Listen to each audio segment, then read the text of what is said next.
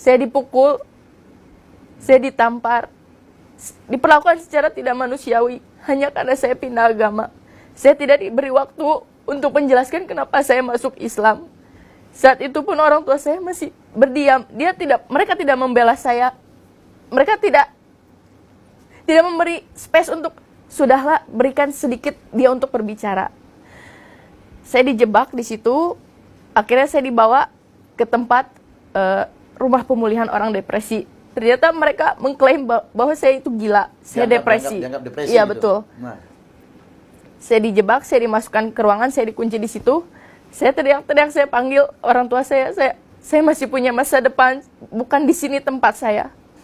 Saya bilang, saya pindah agama, itu bukan pelarian saya karena saya kemarin sempat putus kuliah.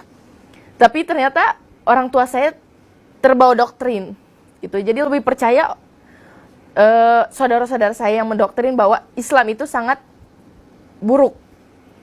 Sampai akhirnya saya 2 minggu berada di rumah pemulihan itu. Untuk mama sama papa, saya mohon maaf untuk selama ini masih belum bisa memberikan yang terbaik. Mungkin waktu itu hidup saya hancur. Cuman ketika saya masuk Islam, saya lebih berpikir untuk memperbaiki hidup saya. Saya menjadi lebih sayang.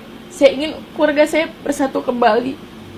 Tidak ada saya yang minta berupa harta atau apapun. Saya hanya minta, terimalah saya sebagai orang muslim. Terimalah ketenangan yang sudah saya dapatkan. Beri kesempatan saya menunjukkan ketika saya masuk Islam, saya bisa menjadi lebih baik lagi. Saya minta juga, hindarilah dogma atau doktrin stigma negatif tentang Islam. Karena kalian belum tahu sebenarnya Islam itu sangat indah dan damai. 5 artis Jepang yang mualaf. Pertama ada Hana Tajima. Hana Tajima memeluk Islam sejak usianya 17 tahun karena ketertarikannya dalam mempelajari Al-Quran.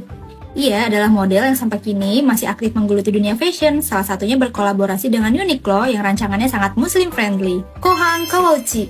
Penggemar tokusatsu pasti nggak asing dengan nama ini. Beliau adalah screenwriter dari sejumlah series tokusatsu yang cukup legend. Kawauchi sudah menjadi mualaf sejak tahun 1959 loh.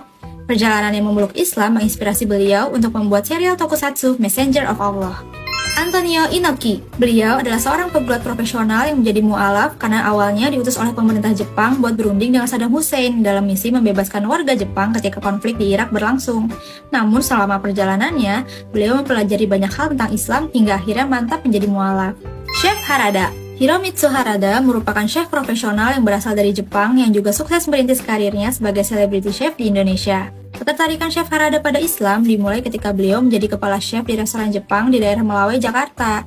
Ia seringkali mendengar azan ketika bekerja, sampai akhirnya tahun 1989, beliau memutuskan memeluk agama Islam dan mengganti namanya menjadi Muhammad Ibrahim Harada. Ray Lil Black. Kai Asakura atau kerap dikenal dengan nama Ray Lil Black merupakan artis JAV yang baru-baru ini memeluk Islam. Meskipun tidak menjelaskan secara detail tentang perjalanan spiritualnya, ia mengatakan menemukan kedamaian dan kebahagiaan ketika memeluk Islam. Perubahannya sangat signifikan termasuk mulai mengenakan hijab. Di Ramadan ini, ia membagikan momen kesehariannya dalam menjalani puasa pertama dalam hidupnya di akun TikTok pribadinya.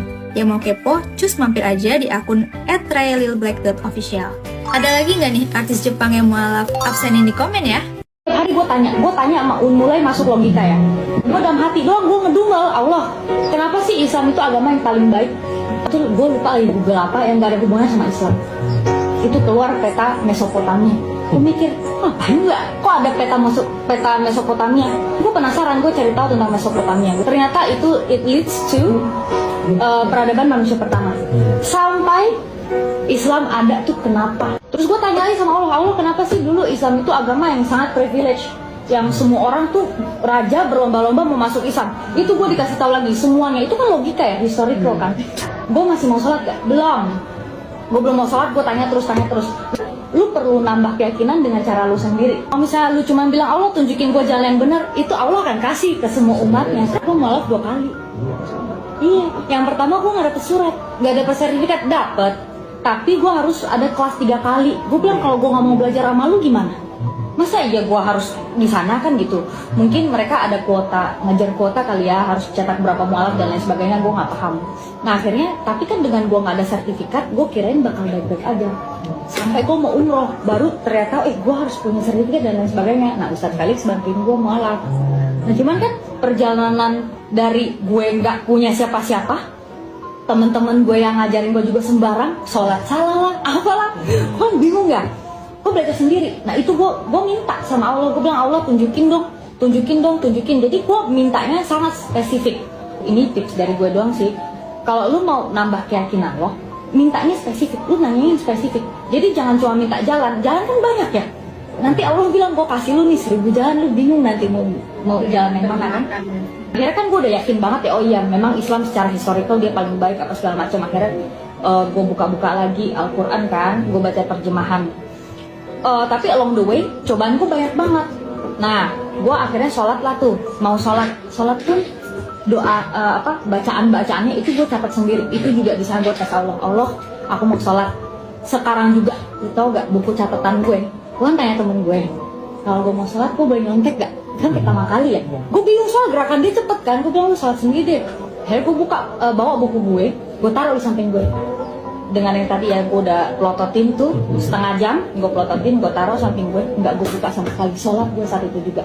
Tambah yakin nggak gue? Yakin. Sholat tuh hari pertama, hari kedua, hari ketiga gue bangkrut.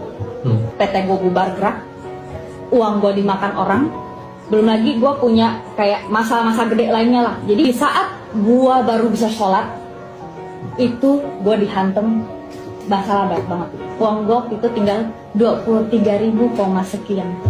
Gue kan orangnya mulutnya kasar ya, suka meledak-ledak. Allah kasih dong aku hati yang tenang, kasih dong gue damai dan lain sebagainya.